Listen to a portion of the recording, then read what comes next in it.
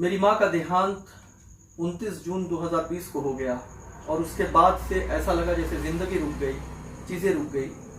सच में माँ है तो लगता है कि हमारा बचपन उनके पास महफूज है। माँ है तो ऐसा लगता है कि आज भी हम बच्चे हैं। उम्र चाहे कितना भी बढ़ जाए, लेकिन माँ और बाप के रहते हमेशा ऐसा लगता है कि सबसे खूबसूरत लम्हा जिसे हम अपना बचपना कहते हैं वो अब भी हमारे पास है। लेकिन जिस पल से माँ का देहांत हुआ, उस पल से ज़िंदगी बिल्कुल इस तरह से हो गई जैसे लगा कि सब कुछ होने के बाद भी हम बहुत बहुत बहुत खाली हो गए हैं। एक ऐसी चीज़ जो कुछ नहीं चाहती है। माँ इस कायनात में एक भगवान की दी हुई एक इतनी खूबसूरत चीज़ है, उस खुदा की दी हुई एक इतनी खूबसूरत चीज़ है जिसके बारे में कह सकते हैं कि भगवान खुद यहाँ नहीं आ सकता, लेकिन जिसको वो तलाशने के लिए भेजता है वो माँ है। निश्चित वो लोग जो बहुत बेहतर करते हैं, वो लोग जिनके संस्कार को देखकर हम ये कहते हैं कि ये बहुत अच्छा है, निश्चित है कि उसे माँ बाप का, विशेष तौर पे माँ का बहुत अच्छा संस्कार मिला होगा। इसीलिए माँ उस मूर्ति को मुकम्मल बनाती है जो मूर्ति समाज का निर्माण करते हैं। माँ कहने को तो एक शब्द है, लेकिन सिर्फ एक शब्द नहीं है। इसमें मोहब्बत, प्यार, कुर्बानी, खुद को मिटाकर भी बच्चों को किस तरीके से बेहतर बनाएं, जो एक पूरा जज्बा छिपा हुआ है, उसको माँ कहते हैं। आज संसाधन चाहे जितना भी हो, चाहे कितनी भी खुशियाँ हों, अगर माँ नहीं है तो निश्चित है वो लोग जो माँ बाप की कद्र करते हैं वो ये जानते हैं कि वो कितने गरीब हैं। दुनिया में ऐसे बहुत सारी चीज़ें हैं, ऐसा लगता है कि जैसे हमारे पास संसाधन है तो हमसे बेहतर कोई नहीं है। लेकिन आप यकीन मानिए, सिर्फ कायनात अगर उस माँ को छीन लेती है तो सब कुछ होने के बाद भी ऐसा लगता है कि ये सारी चीज़ें बेकार हैं। अक्सर हमारा प्रोफेशन जिस तरह का है, इसमें हम लोग बाहर रहते हैं और अक्सर देर भी हो जाती है। माँ तब तक फ़ोन करती रही है जब तक कि हम घर पे नहीं आते रहे हैं।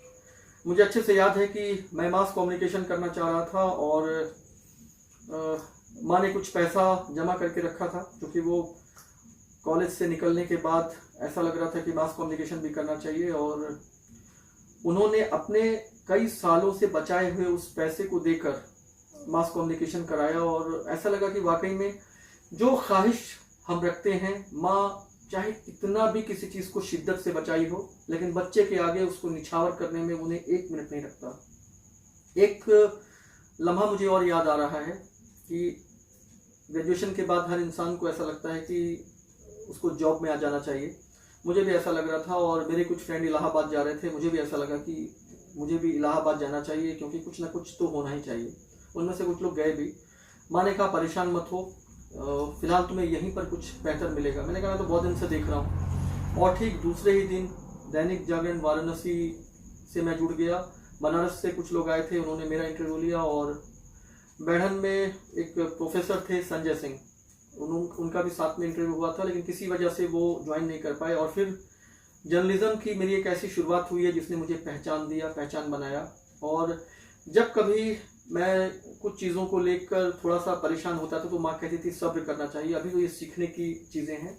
एक ऐसा वक्त आएगा जब आपको खुद ऐसा लगेगा कि हाँ, मैं इस प्रोफेशन में अपने लिए गर्व महसूस करता हूँ।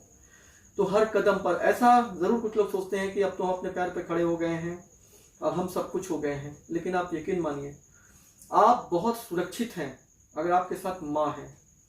आपको कुछ भी नहीं हो सकता अगर माँ की दुआएं आपके साथ हैं।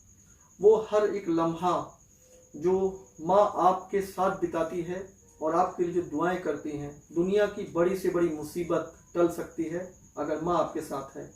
माँ कुबेर का खजाना है।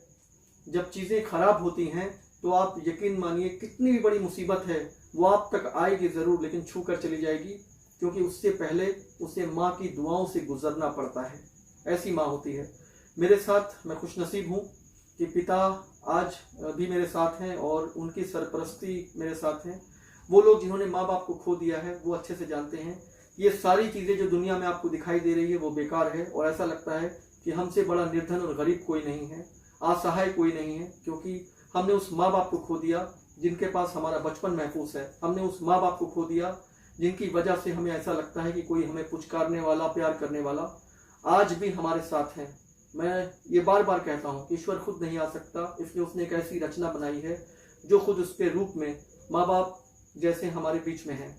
और मैं यही कहूँगा कि माँ बाप आपके साथ हैं, उनका दिल मत दुखाइए, उनकी इज्जत करिए। एक ऐसा पल आएगा जब वो नहीं रहेंगे तो आपको ऐसा लगेगा आपके पास सब कुछ है लेकिन वो नहीं है जिसकी वजह से आप कभी भी खुश नहीं रह सकते। आज कोई मदर्स डे नहीं है और मैं मदर्स डे को मानता भी नहीं हूँ, क्योंकि हर पल मेरे जहन में मेरी माँ है और आज मुझे ऐसा लगा कि मुझे माँ के लिए कुछ कहना चाहिए और आप लोगों के साथ इस पर बात करना चाहिए।